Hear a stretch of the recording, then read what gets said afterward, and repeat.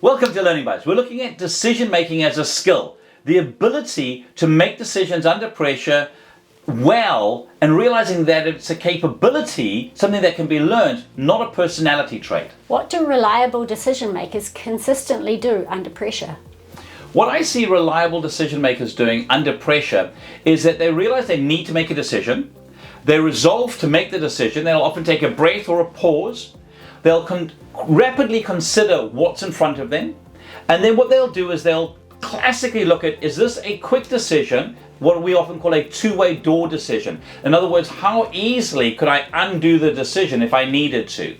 In cases like that, they make rapid, fast decisions, realizing that it is far more important to make a decision and enable your team and yourself to move forward and get real-time feedback, what's often referred to as failing fast, because you've made a decision, as against decisions that are often what we call one-way doors, where looking at a merger for argument's sake, or going into partnership with somebody, those classically need a bit more slowing down, a bit more thought, a bit more consideration, because they're far harder to undo a decision like that. Where do people hesitate, escalate, or avoid decisions unnecessarily?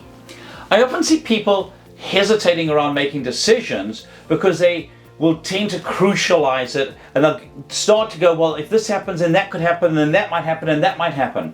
I always also see people worrying about how other people will react to it and getting too emotionally involved around, oh, how might that person feel, or how might that person respond? And all of that adds unnecessary weight to a decision. Classically, you want to be able to look at a decision, and yes, you do want to look at what's the worst thing that could happen, what's the best outcome, what's the likely outcome, and allow those factors to influence your decision-making ability. But what we want to be careful of is overthinking and putting too much weight behind it.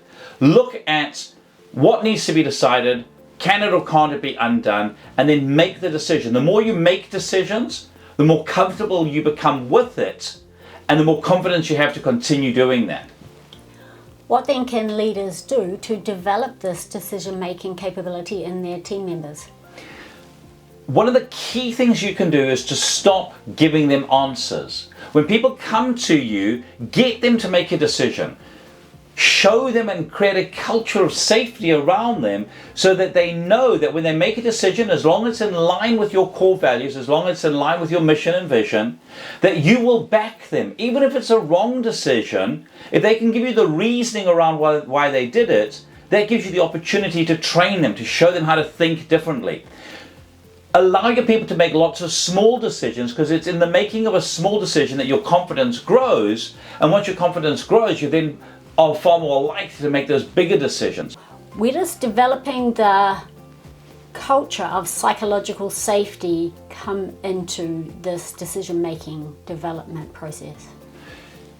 Psychological safety is directly proportionate to how much people are prepared to make a decision. In making a decision on something, small or big, you're taking a risk. You're taking a risk that it may not work.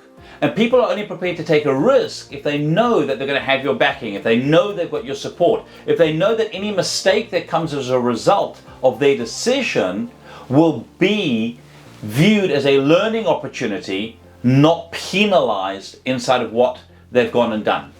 So what I encourage you to do as a leader is to give your team the opportunity to make decisions. Let them know that you've got their back. Encourage them to make lots of small decisions, and do them a favor. Stop giving them the answer. Help them work out how to come to the answer themselves, how to make a decision themselves, and they will stop relying so much on you to do it for them. Here's to your success.